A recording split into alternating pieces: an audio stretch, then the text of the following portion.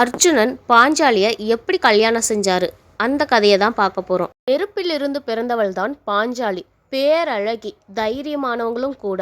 கோபத மன்னன் பாஞ்சாலிக்கு சுயம்வரம் அறிவிச்சாரு. அது என்னங்க சுயம்வரம்? தண்ணியில மீன் ஓடிட்டு இருக்கும். அந்த மீனோட பிம்பத்தை பார்த்து மீனோட கண்ணை குறி வச்சு யார் அம்பு விடுறாங்களோ அவங்க தாங்க ஜெயிச்சவங்க.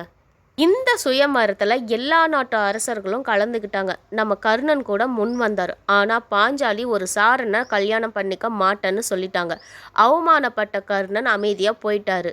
எல்லா நாட்டு அரசர்களும் முயற்சி செஞ்சு தோத்து போயிட்டாங்க. அந்த பக்கம் பிராமணன் வேடத்தில் வந்த அர்ஜுனன் இந்த போட்டியை தெரிஞ்சுக்கிட்டு கலந்துக்கிட்டாரு. நம்ம அர்ஜுனன் தான் வில்வித்தையில் சிறந்தவராச்சே. மீனோட பிம்பத்தை பார்த்து மீனோட கண்ணை சரியாக குறி வச்சு ஜெயிச்சிட்டாரு. போட்டியில் ஜெயிச்ச அர்ஜுனனை பாஞ்சாலி தன் கணவனா தேர்வு செஞ்சாங்க. பாஞ்சாலியை கரம் பிடிச்சு அர்ஜுனன் கூட்டிட்டு போனாரு. இங்க தாங்க ட்விஸ்ட் இருக்கு. அர்ஜுனனை கல்யாணம் பண்ணிட்டு போன பாஞ்சாலி எப்படி 5 பேருக்கு மனைவி ஆனாங்க? இந்த ஸ்டோரி பார்ட் 2ல கண்டினியூ ஆகுங்க. பார்ட் 2வை பார்க்க நம்ம சேனலை சப்ஸ்கிரைப் பண்ணிக்கோங்க.